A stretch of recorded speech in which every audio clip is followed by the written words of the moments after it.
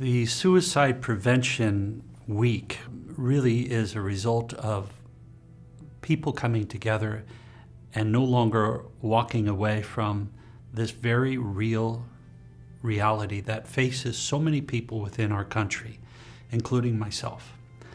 My family dealt with suicide when I was just a young boy. I was in 8th grade when my brother Tom died by suicide. And that created such a terrible wake of grief within the family. We had to live with that for years without the benefit of, coming together as church, coming together as neighbors, coming together even in the psychological field, because it was a time when you just didn't talk about it. That was in the 70s. You didn't talk about this reality. My brother Tom, as I said, died when I was in 8th grade, and he was about 19. My sister Therese also died by suicide when I was in the seminary. I was a junior in the seminary at the University of San Diego. And we were absolutely devastated as a family because we were waiting for my sister Therese and her husband to come for Thanksgiving. So everything was ready, the table was set, and they were the last to arrive, or so we thought. Sadly, that didn't happen. Neither made it. My sister Therese died the day before, and her husband, after being told about the suicide, was to tell my parents, but he never could get to that place and died by suicide as well. So we were confronted with this harsh reality on Thanksgiving Day. It was hard for us to be thankful. And at the same time, we were blessed by people within our parish community, the pastor and the associate pastor and our women religious, who were there to walk with us and accompany us. And ultimately, that is what I want. I want people to know that the church is here to accompany those who are survivors of suicide loss, to let them know that they're not alone in this, and that they have a place at the table, and we should be there for them. When my sister Therese died by suicide and her husband, again, we were having to deal with this horrible encounter with death, but also with suicide and all of the troubles that go with that.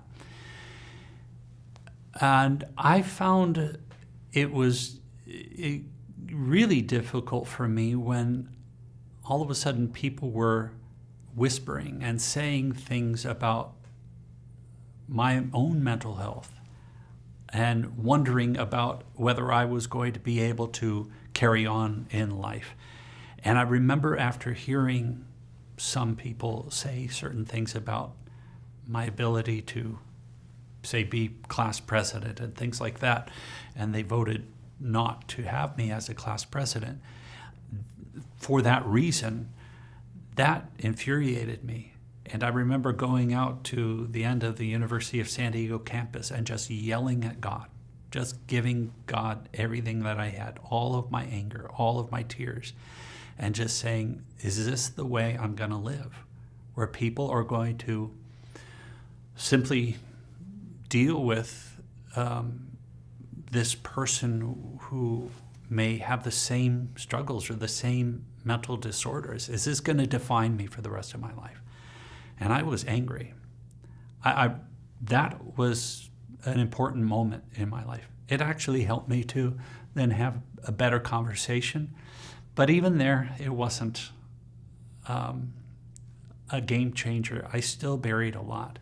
And I wanted to just continue to move forward. When I became a priest, that was different. After about 3 or 4 years, I really started to struggle. My own sister had attempted suicide again. I had a brother who had struggled with mental disorder for a number of years, continues to struggle with that. But when my younger sister was looking at the possibility of death, premature death, that really hit me hard because I loved her. I do. I still do. And thankfully, she's a survivor. But that put me in a spiral and in great depression. And I really wondered what would happen to this guy? What would happen to John? That was scary. It was a very, very scary moment. And it challenged my vocation. It challenged my sense of identity. Who was I in relation to the church? Who was I in relation to God? Who was I in relation to my brothers and sisters and to my friends? And then to myself. I just didn't know who I was. If you don't know who you are, you don't know where you're going. And I had buried so much that I just never really looked into growing as I should have grown. And that's why I say again that death by suicide is grave matter, because it does affect people around us, including an 8-year-old boy who finally had to deal with it as an adult. And so I did, and I went for counseling. For the first time, really in a robust way, and I started talking to my spiritual director in a robust way on this very matter. Continued to meet with support group and friends, and I said from then on, I will not talk about this. I have to talk about this. Losing a loved one is very hard. When we lose a loved one through suicide, it's doubly difficult for us. I know that is true for me. It was hard for my family. It's hard for me. And we continue to survive. We continue to survive because we have a certain faith that God has not abandoned us, and He walks with us and those who have died by suicide. And we trust that our Lord is holding each and every soul who has gone before us, including those who have died by suicide, in the palm of His hand. And here I am as a bishop, and I'm able to kind of open it up a little bit more and invite other people to talk. Communication is everything.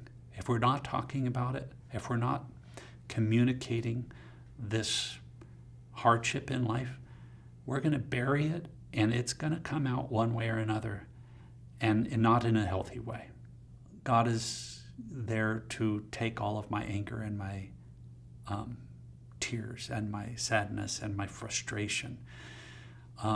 St. Catherine of Siena herself once said to God, with friends like you, who needs enemies?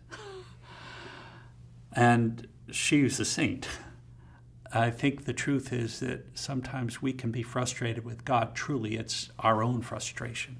And God is so big, He can handle all of our tears and our frustrations. He wants us to come to Him.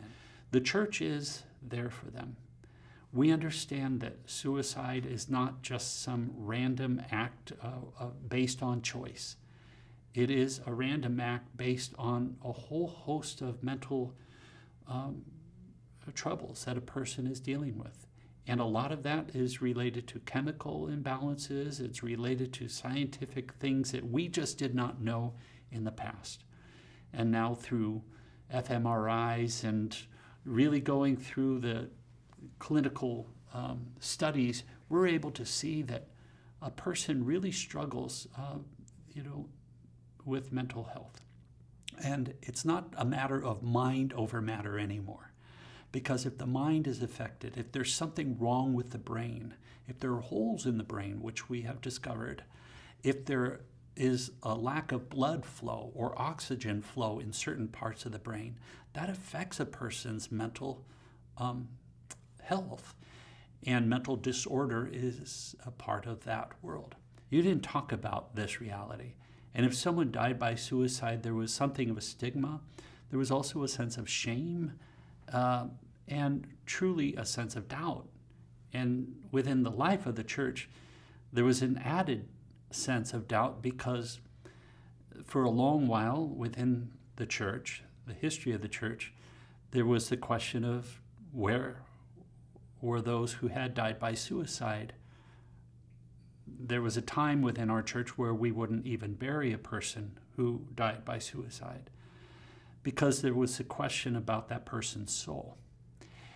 And over the years, the church has evolved to a better understanding of the human person, primarily through psychology, through the study of science, the science of psychology. There was a day where we didn't have that ability to, say, look under the hood of a person's mental facility.